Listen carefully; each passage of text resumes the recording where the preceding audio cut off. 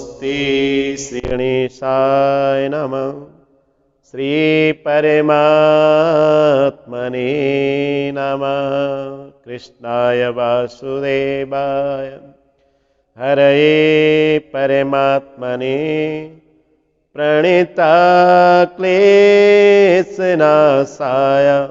श्री गोविंदाय नमो नमः। बोले श्री वृंदावन बिहारी लाल की, राजे राजेश्वरी मैया की जय। राधे कृष्णा मित्रों, आप देख रहे हैं हमारा चैनल स्वामी भक्ति सागर। आज फिर से एक बार आपका इस चैनल के ऊपर हार्दिक अभिवादन करता हूँ, स्वागत करता हूँ। आज एक भाव फिर से लेकर के आपके साथ हाजिर हुआ हूँ। अच्छा लगता है जब आपके संदेश हम तक पहुँचते हैं, आप इन भावों को सुनकर के कुछ न कुछ प्रेरणा प्राप्त कर रहे हैं। इस बात की हमें बड़ी प्रसन्नता हुई, बड़ा आनंद की अनुभूति करते हैं अपने जीवन में। आज फिर से एक बहुत छोटा सा भाव आपके जीवन के लिए प्रेरणादायक लेकर के आया हूँ। इसको आप सुनकर के विचार करना, चिंतन करना। और इस भाव को शुरू करने से पहले मैं आप सबसे प्रार्थना करूंगा, जितने लोग मेरे चैनल पर नए जुड़ रहे हैं और नए लोग आ रहे हैं, अगर अभी तक आपने हमारे चैनल को सब्सक्राइब नहीं किया, चैनल को सब्सक्राइब जरूर करें, जिससे कि आने वाली हर एक वीडियो आप तक पहुंच सके, आप उसका श्रवण कर सकें और शायद कहीं ना कहीं आपके जीवन के लिए ये जितने भी भाव हम लेकर के, जितनी कथाएं लेकर के डाल रहे हैं, आपके जीवन में प्रेरणा का कार्य करें। इस भाव के साथ हम आपके साथ ये भाव साझा कर रहे हैं। आज का भाव शुरू करते हैं। कहते एक राजा था। राजा मेरे मित्रों बड़ा बलवान था, बड़ा पुष्टवान था। कहते एक दिन ये राजा अपनी राज्य से कहीं दूर विदेश जाकर के यात्रा करने के लिए सोचता है। उस समय यात्रा जो होती थी वो समुद्र के मार्ग से होती थी, वायु मार्ग से उस समय यात्रा नहीं हुआ करती थी। इसलिए राजा अपने राज्य से यात्रा के लिए तैयार होता है और तैयार होने के बाद वो एक बुजुर्ग को प्रणाम करने के लिए जाता यात्रा से पहले। और उस बुजुर्ग ने उस राजा से कहा, बोले महाराज आप यात्रा करने के लिए जा रहे हो, लेकिन यात्रा करने के साथ साथ आप मेरी एक बात पर विचार जरूर करना, चिंतन जरूर करना। कहते समुद्र के पार आपको एक छोटा सा टापू मिलेगा और उस टापू के ऊपर एक बौना व्यक्ति आपको मिलेगा, छोटे कद का व्यक्ति।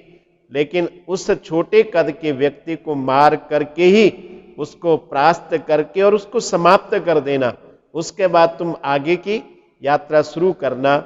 महाराज उस बुजुर्ग को प्रणाम करके और उनसे कहते, बोले आपने जैसा कहा मैं उसी प्रकार से करूंगा।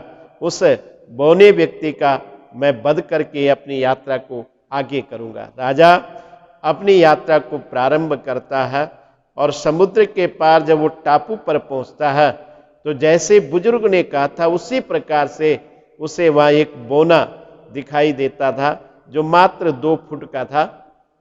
और उसको देख करके राजा उसे युद्ध के लिए ललकारता है। वो महाराज का युद्ध की चुनौती स्वीकार करता है। दोनों में युद्ध होता है।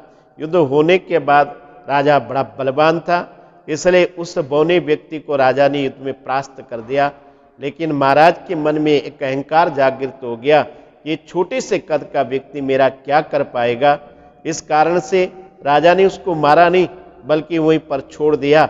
और वो छोड़ने के बाद जब वो फिर से यात्रा शुरू करने के लिए तैयार हुए तो उस बौने व्यक्ति ने जो 2 फुट का था वो 4 फुट होकर के फिर से प्रकट हो गया और फिर से राजा को युद्ध के लिए चुनौती दे देता है।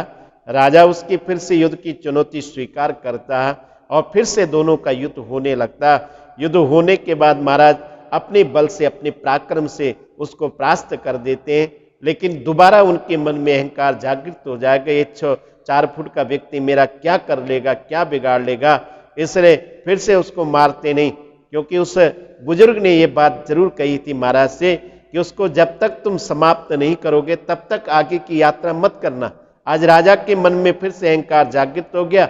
राजा ने उसे मारा नहीं, फिर से छोड़ दिया। महाराज थोड़ी देर बाद विराम करने के बाद जो यात्रा के लिए तैयार हुए, यात्रा करने के लिए शुरू करने लगे, वो 4 फुट का व्यक्ति फिर से 6 फुट का व्यक्ति प्रकट होकर के और महाराज जी के सामने खड़ा हो जाता और फिर से युद्ध के लिए चुनौती देता। राजा छात्र धर्म को स्वीकार करते हुए उसके युद्ध की चुनौती स्वीकार करते हैं, उसके साथ युद्ध करते हैं। युद्ध करने के बाद फिर से युद्ध होता है, लेकिन राजा बलवान होने के साथ ही उसको भी परास्त कर देता। जब वो 6 फुट का होता है तब उसे परास्त कर देता है, और फिर भी मन में ये भाव सोचता है ये मेरा क्या बिगाड़ पाएगा, 6 फुट का मेरा क्या कर लेगा, इसलिए उसको मारता नहीं, समाप्त नहीं करता, उससे छोड़ देता है। और उसके बाद शरीर में युद्ध करने से जो थकान हुई उसे मिटाने के लिए, आराम करने के लिए थोड़ी देर के लिए टापू पर बैठे, और उसके बाद फिर यात्रा करने के लिए जो तैयार हुए, वो 6 फुट का व्यक्ति 8 फुट का बन करके राजा के सामने खड़ा हो जाता, और फिर महाराज को कहता अब आप मेरे से फिर से युद्ध करो, क्योंकि अब वो राजा से कहीं शरीर से कहीं ज्यादा लंबा चौड़ा होकर के प्रकट हो गया था। इसलिए राजा को युद्ध करने से पहले थोड़ी सी भया होने लगी, थोड़ी सी डर होने लगी, डर लगने लगा कि अब इसका शरीर मेरे से कहीं ज्यादा लंबा हो चुका है, बलवान हो चुका है, पुष्ट हो चुका है, कहीं मैं युद्ध में इसके साथ हार न जाऊं या कहीं परास्त न हो जाऊं। इस डर के कारण, इस भय के कारण कहीं ना कहीं राजा डर के कारण उसके साथ युद्ध करने लगा। ये बात सत्य थी कि महाराज इतने बलवान थे कि उन्होंने उसे फिर से परास्त कर दिया। लेकिन फिर से परास्त करने के बाद राजा को उस बुजुर्ग की बात याद आई कि भाई उसको मार करके तुम आगे यात्रा शुरू करना।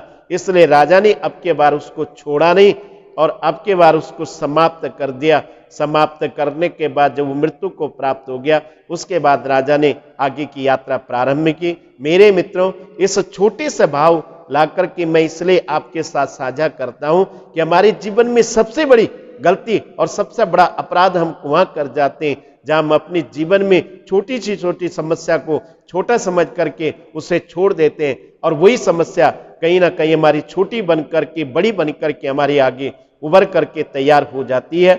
इस राजा की जो कहानी आपने इस चैनल पे सुनी, ये संपूर्ण जीवों की कहानी है, संपूर्ण व्यक्ति के, संपूर्ण प्राणियों की जीवन की कहानी है। संसार में हमारे साथ भी ऐसा ही होता है। हमारे जीवन में छोटी छोटी समस्याएं जब विकराल रूप धारण करके आकर के हमारे सामने प्रकट हो जाती है, जब वो विशाल बन करके आ जाती है, जब वो उनसे लड़ने में असमर्थ हो जाते हैं, फिर हम विचार करते, फिर चिंतन करते हैं कि हमें उसी समय इसको समाप्त कर देना चाहिए। इसलिए जीवन में इस बात को ध्यान रखें, जीवन में इस पर विचार को जरूर, या अपने जीवन में विचार करें, चिंतन करें, चाहे वो छोटी से छोटी क्यों समस्या क्यों ना हो, लेकिन उसको वहीं पर अगर जड़ से समाप्त कर दिया जाए तो आगे वो विशाल रूप धारण करके हमारे सामने प्रकट नहीं हो सकती है।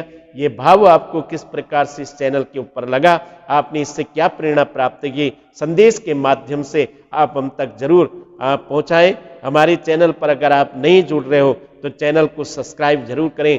इन भावों को लाइक करके, शेयर करके दूसरों तक पहुंचाएं। जय श्री कृष्णा, जय श्री राधे।